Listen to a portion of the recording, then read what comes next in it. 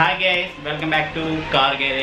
CarJJ ഇന്ന് വന്നിരിക്കുന്നത് ഇപ്പോൾ 2-3 വണ്ടികളായി നമ്മുടെ ഗാരേജിൽ വന്നിട്ട് ഭയങ്കരമായിട്ട് തുരുമ്പ്. നമ്മൾ വണ്ടി പുറമേ നോക്കുമ്പോൾ യാതൊരു കംപ്ലൈൻറ്റും കാര്യങ്ങളൊന്നുമില്ല, അതായത് വെൽ ഫിനിഷിങ്ങിൻ്റെ പെയിൻറ്റിങ് കാര്യങ്ങളൊക്കെ. പക്ഷേ ഇതങ്ങോട്ട് പൊളിച്ച് കഴിയുമ്പോൾ കാണുന്ന അവസ്ഥ എന്ന് പറഞ്ഞിട്ടുണ്ടെങ്കിൽ ഭയങ്കര ഗുരുതരമാണ്.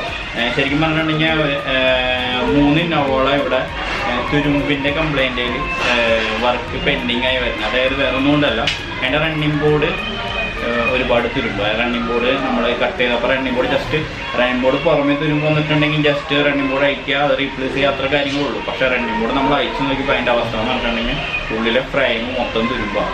അപ്പോൾ നമ്മൾ വാഹനങ്ങൾ വാങ്ങുമ്പോൾ ശരിക്കും എന്ന് പറഞ്ഞിട്ടുണ്ടെങ്കിൽ അതിൻ്റെ ഫ്ലോറിങ് നമ്മൾ എന്തായാലും ഇപ്പോൾ വാഹനങ്ങൾ വാങ്ങാൻ നമ്മൾ വണ്ടി എടുക്കാൻ പോവാണ്. നമ്മൾ എന്തായാലും വാഹനം മൊത്തം ഞാൻ മറ്റൊരു വീഡിയോയിൽ പറഞ്ഞിട്ടുണ്ട്, അതിൻ്റെ ബീഡിങ്ങെല്ലാം അഴിച്ച് ചെക്ക് ചെയ്യണം എന്നൊക്കെ പറഞ്ഞിട്ടുണ്ട്. അപ്പോൾ അതേപോലെ തന്നെ ബീഡിങ് ബാക്കിൽ ബീഡിങ് കഴിച്ചിട്ട് ഫ്ലോറൊന്ന് ജസ്റ്റ് ഒന്ന് ഇങ്ങനെ പൊക്കി നോക്കിയാൽ കിട്ടാം, ജസ്റ്റ് എല്ലാ കോർണറിലും. അതായത് നമ്മളുടെ ഡോറിൻ്റെ താഴ്ഭാഗം ഉണ്ടല്ലോ, നമ്മൾ ഫ്ലോറിൽ ഡോറിൻ്റെ താഴ്ഭാഗമൊക്കെ ഒന്ന് ജസ്റ്റ് ഒന്ന് പൊക്കി നോക്കാം. ചിലത് അതിൻ്റെ പാഡ് ഫിറ്റ് ചെയ്തിട്ടുണ്ടാവും. അങ്ങനെയാണെങ്കിൽ കുറച്ച് ബുദ്ധിമുട്ടുണ്ടാകും. ആ കസ്റ്റമറോട് ചോദിച്ചിട്ട് വേണം അതൊക്കെ ചെയ്യാനായിട്ട്. അതായത് നമ്മൾ വാങ്ങാൻ പോണ വണ്ടിയുടെ ആളോട് ചോദിച്ചിട്ട് വേണം അങ്ങനെ ചെയ്യാനായിട്ട്. പെട്ടെന്ന് നമ്മളതൊന്നും പറിച്ച് എടുത്ത് നോക്കരുത്, കൈപ്പെടരുത്. അപ്പോൾ അതല്ല, ബാക്കിലെ ഡിക്കിയുടെ സംഭവം എന്ന് പറഞ്ഞിട്ടുണ്ടെങ്കിൽ നമ്മൾക്ക് ജസ്റ്റ് അതൊന്ന് അപ്പ് ചെയ്തിട്ടുണ്ടെങ്കിൽ നമ്മൾക്ക് നോക്കാവുന്നതേ ഉള്ളൂ. അതുപോലെ ഫ്രണ്ടിലെ ഡോറിൻ്റെ ബീഡിങ് അഴിച്ചിട്ട് നോക്കാം. അപ്പോൾ ഫ്ലോറ് നമ്മൾ ഒന്നും പറ്റിയില്ലെങ്കിൽ താഴെ കിടന്നിട്ട് ഫ്ലോർ ശരിക്കും അടിഭാഗം നോക്കാം, തുരുമ്പ് വന്ന് തുടങ്ങിയിട്ടുണ്ടോ എന്നുള്ളൊരു ലക്ഷണം ഉണ്ടോ എന്നൊക്കെ നോക്കാം. കാരണം നമ്മൾ തുരുമ്പ് വന്ന വാഹനം എന്ന് പറഞ്ഞിട്ടുണ്ടെങ്കിൽ നമ്മൾ പാച്ച് ചെയ്യും. പോസ്റ്റ് കോട്ടിങ് അടിച്ചിട്ടുണ്ടെങ്കിൽ കുഴപ്പമില്ല. പോസ്റ്റ് കോട്ടിങ് അടിക്കാണ്ട് നമ്മൾ പാച്ച് ചെയ്തിട്ടുണ്ടെങ്കിൽ ലൈഫ് കുറയും. നമ്മളിപ്പോൾ ഒരു വാഹനം വാങ്ങണമെന്ന് വെച്ചിട്ടുണ്ടെങ്കിൽ നമുക്കൊരു 6 വർഷം 5 വർഷം 7 വർഷമൊക്കെ യൂസ് ചെയ്യാനായിട്ടായിരിക്കും നമ്മളൊരു വാഹനം വാങ്ങുന്നത്. അപ്പോൾ തുരുമ്പുള്ള വാഹനം വാങ്ങിയിട്ടുണ്ടെങ്കിൽ എന്താ കുഴപ്പമില്ലെങ്കിൽ മാക്സിമം ഒരു പോസ്റ്റ് കോട്ടിങ് ഇതൊക്കെ അടിച്ചാൽ 5 വർഷത്തോളം ഒന്നും നിൽക്കില്ല. 4 വർഷം 3 വർഷം ആകുമ്പോഴേക്കും അവിടെ ചെറിയ രീതിയിൽ യെല്ലോ കളർ വന്നു തുടങ്ങും. അതായത് തുരുമ്പ് ഉള്ളിൽ നിന്ന് പൊന്തി വരാനുള്ള രീതിയിൽ വന്നു തുടങ്ങും. അപ്പോൾ നമ്മൾ മാക്സിമം തുരുമ്പില്ലാത്ത വാഹനങ്ങൾ വാങ്ങാൻ നോക്കുക. തുരുമ്പ് അത് ഇങ്ങനെ ഫ്ലോറൊക്കെ ചെക്ക് ചെയ്ത് ഫ്രണ്ട് ഇടിച്ചിട്ടുണ്ടോ എന്നൊക്കെ ചെക്ക് ചെയ്ത്. ഈ തുരുമ്പ് വരാനുള്ള കാരണം എന്ന് വെച്ചിട്ടുണ്ടെങ്കിൽ ഓരോ ഏരിയയിലെ കുഴപ്പമുണ്ടോ. ഇപ്പോൾ കടപ്പുറം, അതായത് ബീച്ചിൻ്റെ സൈഡിലൊക്കെയാണ് ഓടുന്ന വാഹനമൊക്കെ ആണെങ്കിൽ തുരുമ്പിച്ച് കൂടുതലായിരിക്കും. അതേപോലെ അങ്ങനെയുള്ള ഏരിയകളുണ്ട്. ചിലപ്പോൾ അത് കാരണമായിരിക്കും കേട്ടോ. പക്ഷേ ചില വണ്ടികൾ എന്ന് പറഞ്ഞിട്ടുണ്ടെങ്കിൽ ഇപ്പം ഞാൻ കഴിഞ്ഞ വീഡിയോയിൽ പറഞ്ഞ മാതിരി 96 മോഡൽ സെന്ന, പക്ഷെ ആ വണ്ടിയും ഒരു തുരുമ്പില്ല. ഇത്ര വർഷമായിട്ട് ആ വണ്ടിയും ഒരു തുരുമ്പില്ല.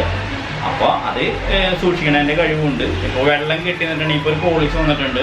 ആ പോളിസിൻ്റെ കംപ്ലൈൻറ്റ് വെച്ചിട്ടുണ്ടെങ്കിൽ വേറെ എവിടെയും തുരുമ്പില്ല, ചുറ്റു ബോഡിയൊക്കെ നല്ല രീതിയിൽ നീറ്റ് ആൻഡ് ബോഡി. പക്ഷെ ഫ്രണ്ടിൽ ഡ്രൈവർ സൈഡിൻ്റെ താഴ്ഭാഗത്ത് തുരുമ്പ് വന്നിട്ടുണ്ട്.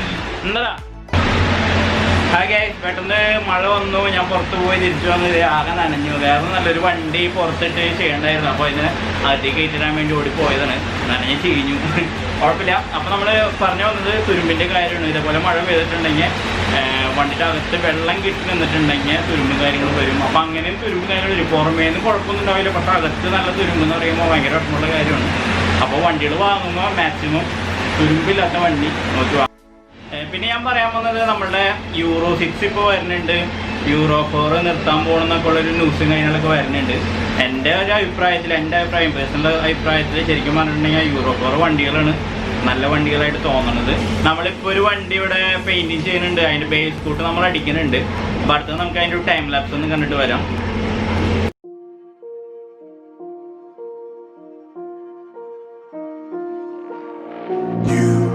You just walk right out the door. Don't wanna do this anymore. Now I'm lost without you. You drive me crazy out my mind. How'd you do this every time? നിങ്ങൾക്ക് തുരുമ്പിൻ്റെ ഒരു എക്സാമ്പിളാണ് ഞാനിവിടെ കാണിക്കുന്നത്. ഇപ്പോൾ ഒരു വണ്ടിയാണത്, ഇതിൻ്റെ റണ്ണിങ് ബോർഡിനെ കാണുന്നത്. വണ്ടി ഇന്നോവയാണ്. അപ്പോൾ നമ്മൾക്ക് ബബിൾസ് വന്നിട്ട് കാണാം. ഞാൻ എൻ്റെ ഉള്ളിൽ എത്രത്തോളം തുരുമ്പുണ്ട് നമുക്ക് ചെക്ക് ചെയ്ത് നോക്കാം.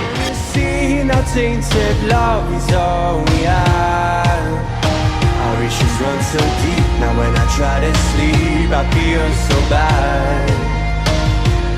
I should leave. നിങ്ങൾക്ക് കാണാണ്ട ഈ ഒരു ഭാഗം ഹോളായി വേണ്ട, കെർലാൻ്റെ ഉള്ളിൽ പോയിട്ടോ ഹോളായി മാറി. അതേപോലെ വേണ്ട, ഇതൊക്കെ ഹോൾസാണ്. നല്ല ഗ്രൈൻഡ് ചെയ്തിട്ടുണ്ട്. ഇപ്പോൾ നമ്മൾ കൈ കൊണ്ട് ജസ്റ്റ് ഉള്ളിലെടുത്ത് ജസ്റ്റ് ഒന്ന് ഇത് ചെയ്തിട്ടുള്ളൂ. ഗ്രൈൻഡ് ചെയ്തിട്ടുണ്ടെങ്കിലാണ് ഇതിൻ്റെ ഉള്ളിലുള്ള അവസ്ഥ നമുക്ക് പറയാൻ പറ്റുള്ളൂ. ഇവിടെ ഹോള് വന്നു, അതേപോലെ തന്നെ ഇവിടെ കണ്ട. പിന്നെ നമ്മൾ ഫെൻഡർ ഇതിൻ്റെ അയച്ചാണ് കാരണം നമുക്ക് ഈ ഒരു പോർഷൻ കാണാൻ പറ്റി. കണ്ട, ഈ ഒരു പോർഷൻ കാണാൻ പറ്റി ഇത്രത്തോളം ഉള്ളിലേക്ക്. എനിക്ക് കൈ ഇടുമ്പോൾ ശരിക്കും അറിയാം അതിൻ്റെ ഉള്ളിൽ നിറച്ചും തുരുമ്പെന്ന് മനസ്സിലാക്കാം. അപ്പോൾ നമുക്ക് ഈ ഒരു പീസ് നമുക്ക് ഈ ഒരു പീസ് മാറേണ്ടതായിട്ടുണ്ട്. അപ്പോൾ റണ്ണിങ് ബോർഡ് അയക്കുമ്പോൾ നമ്മളുടെ അവസ്ഥ ഞാൻ നേരത്തെ വീഡിയോ നിങ്ങൾ കണ്ടിട്ടുണ്ടാവും. മൊത്തത്തിൽ തുരുമ്പ് വന്നിട്ടുള്ള ഒരവസ്ഥയാണ് വരുന്നത്. അപ്പോൾ നമ്മളിപ്പോൾ കുറച്ച് നാൾ മുമ്പ് ഇത്രത്തോളം പൊളച്ചിട്ടുണ്ടാവില്ല. ഇതിപ്പോൾ ഇങ്ങനെ പൊളച്ച് വന്നതാണ്. അപ്പോൾ ഇങ്ങനെയുള്ള പൊളപ്പുകളും കാര്യങ്ങളൊക്കെ ഉണ്ടെങ്കിൽ വണ്ടി വാങ്ങുമ്പോൾ ശ്രദ്ധിച്ച് വാങ്ങാൻ ശ്രമിക്കുക. അങ്ങനെ പൊളപ്പുണ്ടെങ്കിൽ വണ്ടി എടുക്കാണ്ടിരിക്കുന്നതായിരിക്കും ബെറ്റർ കേട്ടോ.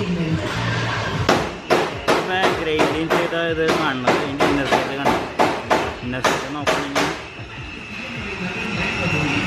ഇന്നർ സൈഡ് കണ്ട് ഇത്രത്തോളം ഇന്നർ സൈഡിൽ തുരുമ്പുണ്ട്. അപ്പോൾ എന്താണെന്ന് വെച്ചാൽ ഈ പീസ് കട്ട് ചെയ്തെടുത്ത് പേച്ച് ചെയ്യേണ്ടതിനാണ് ഇന്നർ സൈഡ്. അതായത് അതിൻ്റെ ഫ്രെയിമാണ് ഇന്നർ സൈഡിൽ കാണുന്നത്. Can't you see no tainted love is all we have? Our issues run so deep now when I try to sleep I feel so bad. I should leave and by the time it's done I'll be